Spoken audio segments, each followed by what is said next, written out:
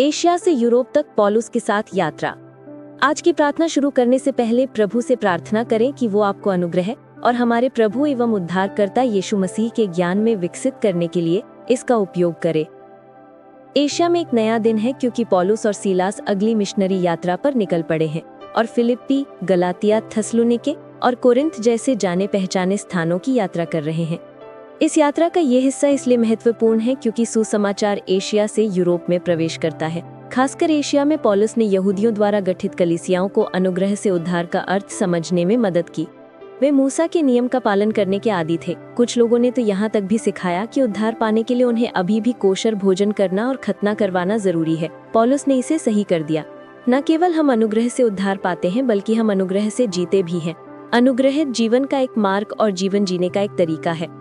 रास्ते में पौलुस ने एशिया के व्यापारिक, राजनैतिक और शैक्षिक केंद्रों का दौरा करने की योजना बनाई, लेकिन परमेश्वर की आत्मा ने पौलुस को एशिया में वचन का प्रचार करने से मना कर दिया। क्या? उसके मन में कहीं और था। इसलिए पौलुस और उसके साथी पश्चिम की ओर यात्रा करते हुए तट पर पहुंच गए। जब वे परमेश्वर के मार्गदर्शन की प्रतीक्षा कर रहे थे, पौलुस ने एक स्वप्न देखा। दूर समुद्र तट पर एक व्यक्ति ने पुकारा, मकिदुनिया आओ और हमारी सहायता करो। परमेश्वर ने पौलुस को उसका नक्शा दिया। पौलुस के साथ यूरोप यात्रा कर रहे थे सीलास, तिमोथियुस और प्रेरितों के काम के लेखक डॉक्टर लूका। उनकी प्रत्येक यात्रा की एक झलक यहाँ है। फिलिप्पी में एक रोमी उपनिवेश। अपने पहले सब्बत के दिन पौलुस और उसके साथियों को नदी के किनारे एक प्रार्थना सभा के बारे में पता चला। शायद यही वे लोग थे जिन्होंने मकिदुनिया में मदद के लिए प्रार्थना की थी। थुआतीरा की लिडिया ने इसका आयोजन किया था। वे जीवित और सच्चे परमेश्वर की आराधना करती थी, लेकिन विश्वास के बारे में बहुत कम जानती थी। वे यूरोप में प्रभु यीशु मसीह का अनुसरण करने वाली पहली व्यक्ति होगी। लेकिन जल्द ही पौलुस और उसकी टीम स्थानीय लोगों से नफरत करने लगे, जिनकी जिंदगी पौलुस के उपदेश से अस्त व्यस्त हो गई थी। भीड़ ने पौलुस और सीलास को पकड़ लिया, उन्हें पीटा, जेल में डाल दिया और काठ में ठूस दिया। आधी रात को ऐसी दयनीय स्थिति में भी पौलुस और सीलास ने प्रार्थना की और परमेश्वर की स्तुति गान गाए।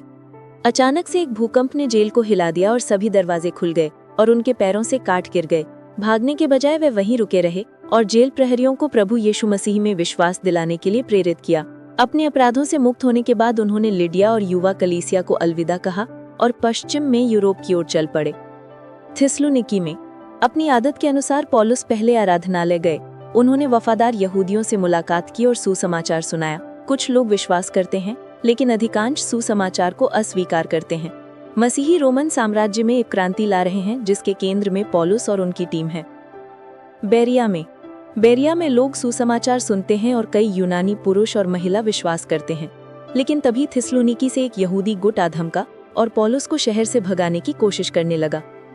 एथेंस में पौलुस बेरिया छोड़कर अकेले एथेंस चला गया, जबकि सीलास और तिमोथियुस थिस्सलुनीकी में नई कलीसियाओं का जायजा लेने वापस गए। एथेंस, जो कि दुनिया का सांस्कृतिक केंद्र था, मूर्ति पूजा और धर्म से भरा हुआ था। मार्स हिल पर, जहां दार्शनिक इकट्ठे होते थे, पौलुस ने अपने सबसे बड़े संदेशों में से एक का प्रचार किया। प्रेरितों के काम 17 का 22 से 31 को देखें। भीड़ पौलुस के साथ बातचीत करती रही जब तक कि उसने यीशु के पुनरुत्थान के बारे में बात नहीं की। आज की तरह जहां भी परमेश्वर का वचन प्रचार किया जाता है, कुछ लोग सुसमाचार का मजाक उड़ाते हैं और कुछ लोग उस पर विश्वास करते हैं।